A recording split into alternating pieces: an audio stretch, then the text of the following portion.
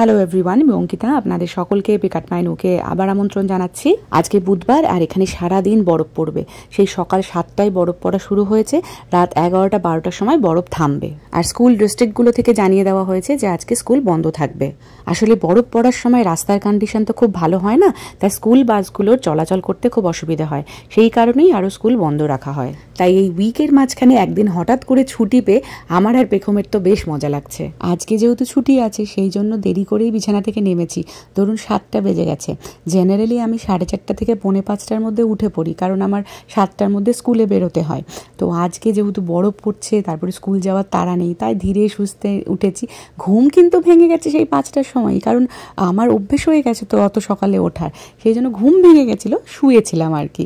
তো আজকে ভাবলাম একটু সময় নিয়ে ব্রেকফাস্ট করি, কারণ রোজ ওই কর্নফ্লেক্স, চিরিওস কিংবা স্যান্ডউইচকে স্কুলে যাই। আজকে ভাবছি একটু উপমা করব, তার জন্য সবজিগুলোও কেটে নিয়েছিলাম।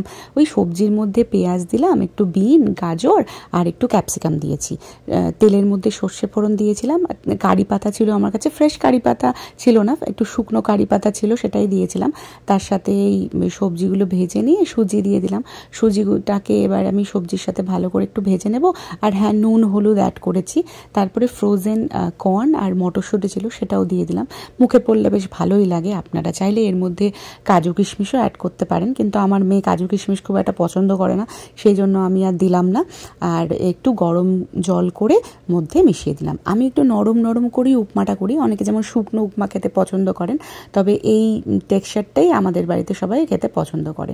তো ব্যাস, নীলাদ্রিও যেহেতু বাড়িতে আজকে আছে, ওয়ার্ক ফ্রম হোম করছে, তাই ওকেও দিলাম। ও তো ব্রেকফাস্টে কিচ্ছু খেতে চায় না, তাও আমি বললাম যে আমরা খাচ্ছি, তুমিও একটু খাও। তো এই যে হয়ে গেল রেডি, এবার পেখমকে দিয়ে আসি। Good morning. পেখমের এখন ঘুম ভাঙলো, আজকে তো ছুটি, সেই জন্য আজকে একটু দেরি করে ঘুম থেকে ওঠা হয়েছে।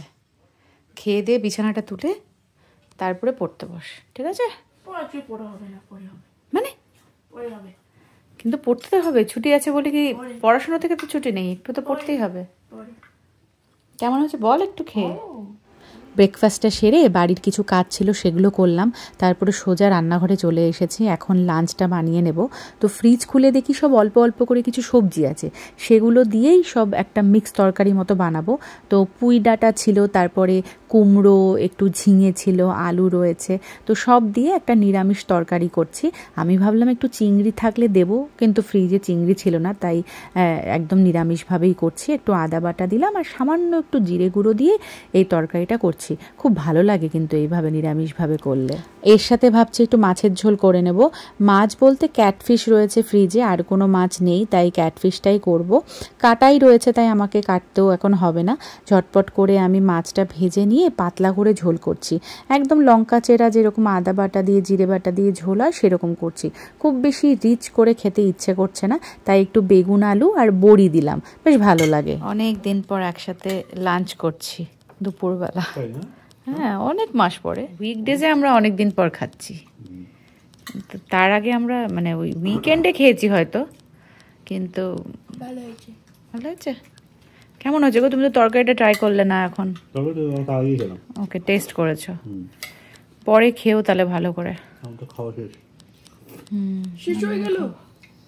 বেগম, তোর তরকারিটা কেমন লাগলো? ঝাল লাগেনি তো? দুপুরের খাওয়া দাওয়া শেষ করে বাইরে এসে দেখি পুরো সাদা হয়ে গেছে। আসলে সেই সকালবেলা 7টা থেকে বরফ পড়া শুরু হয়েছে। খুব জোরে কিন্তু বরফ পড়ছে না, একদম ঝিরিঝিরি টিপটিপ করেই পড়ছে, কিন্তু ওই যে কন্টিনিউ পড়ে চলেছে, সেই জন্যই এরকম পুরো ঢেকে গেছে। এখন তো চলবে, মানে সেই রাত 10টা সাড়ে 10টা অবধি বরফ পড়া চলবে। তো ভালোই লাগে। আমরা যারা গরমের দেশের মানুষ, তাদের তো এই ব্যাপারটা খুব ফ্যাসিনেটিং। এই যে দরজা খুলেই বরফ দেখতে পাচ্ছি। আমরা আমাদের দেশে বরফ দেখার জন্য সেই কাশ্মীর, কুল্লু, মানালি, গ্যাংটক, ছাঙ্গু চলে যাচ্ছি, আর এখানে আমি বাড়ি থেকে বেরোলেই বরফ দেখতে পাচ্ছি, বরফ ছুঁতে পারছি। ব্যাপারটা ভেবে তো খুব আনন্দ হয়, ভালোও লাগে। আমি প্রত্যেক বছর এই শীতকাল আসার অপেক্ষায় থাকি যে বরফ দেখব। এখনও কিন্তু এই এত বছর হয়ে গেছে আমার, তারপরেও কিন্তু আমি খুব এক্সাইটেড থাকি। তবে ওই যে ঠান্ডার সময় যেটা হয়, রাস্তাঘাটে বেরোলে কষ্ট হয়, গাড়ি ঘোড়া চলাচল অসুবিধে হয়ে যায়, সেটাই একটা বড় মানে ডিসঅ্যাপয়েন্টিং ব্যাপার। তাছাড়া তো ভালোই লাগে। এই দেখুন, রাত 11টা বাজে, এতক্ষণে বরফ পড়া থেমেছে। এদিকে নীলাদ্রিও বাইরে বেরিয়ে গেছে, স্নো পরিষ্কার করছে। আমিও ভেবেছিলাম নামবো, কিন্তু নীলাদ্রি বারণ করলো যে না, দরকার নেই, আমি একাই করে নেব। ও আমার গাড়িটাতে আজকে কভার পরিয়ে রেখেছিল, কারণ আমরা জানতাম যে ওই স্নোটা একটু পাউডার টাইপেরই আছে, সেই জন্য সরাতে খুব একটা অসুবিধে হবে না। আসলে খুব ঠান্ডা পড়লে কি হয়, স্নোগুলো জমে যায়, তখন বরফের মতো হয়ে গেলে তখন সরাতে খুব অসুবিধে হয়। সেই জন্য কভার সবসময় যে কাজে দেয় তা নয়, তবে আজকের জন্য কভার খুব ভালো হয়েছে পরিয়ে, কারণ কালকে সকাল সকাল আবার আমাকে স্কুলে যেতে হবে, তাই এখনই ও গাড়িটা পরিষ্কার করে রেখে দিল। আর তারপরে ও স্নো ব্লোয়ার দিয়ে আমাদের বাকি যে ড্রাইভওয়েটা রয়েছে বা ওয়াকওয়ে রয়েছে সেই জায়গাগুলো ও পরিষ্কার করে নিচ্ছে। এই স্নো পরিষ্কার করার জন্য আবার লোকও হায়ার করা যায়। এখানে বিভিন্ন কোম্পানি আছে, সেই কোম্পানিগুলোকে ফোন করলে তারা লোক পাঠিয়ে দেবে, তারাই আপনাদের পুরো ড্রাইভওয়ে, সাইড ওয়াক সব পরিষ্কার করে দিয়ে চলে যাবে।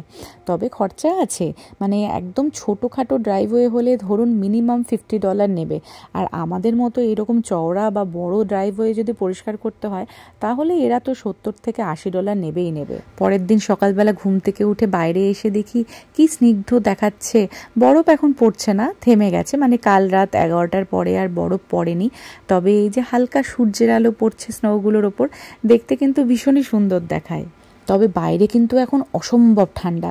আমি আমার গাড়ির সামনের কাজটা একটু পরিষ্কার করছিলাম, মানে আমার হাত কেটে যাচ্ছিল, গ্লাভস পরেছিলাম, তারপরেও মনে হচ্ছে যে আমার হাত আর চলছে না। তো এখন ঝটপট করে এই যে রেডি হয়ে বেরিয়ে পড়বো। পেখম তো আমার 10-15 মিনিট আগেই বেরিয়ে যায়, আমি ধরুন এখন 7টার সময় বেরোবো। এখন বাইরের টেম্পারেচার মোটামুটি -16 মতো। তো রাস্তার কন্ডিশন খুব একটা ভালো দেখাচ্ছে না, দেখা যাক, গাড়ি চালালে বুঝতে পারবো। যদিও কালকে সব আমরা পরিষ্কার করেই শুয়েছিলাম, মানে আমাদের পোর্শনটা। এবার মেন রোড তো পরিষ্কার করে দেওয়ার কথা, দেখা যাক স্কুল যাই। এখন বাজে 6:56, আমি আশা করছি 7:15-16 মধ্যে স্কুলে পৌঁছে যাব। চলুন একেবারে স্কুলে গিয়ে কথা বলছি। কিছু বড় রাস্তা খুব ভালো মতোই পরিষ্কার করা হয়েছে, তবে কিছু রাস্তায় কিন্তু বেশ বরফ ছিল, তাই একটু সাবধানতার সাথেই গাড়ি চালাতে হচ্ছিল আজকে।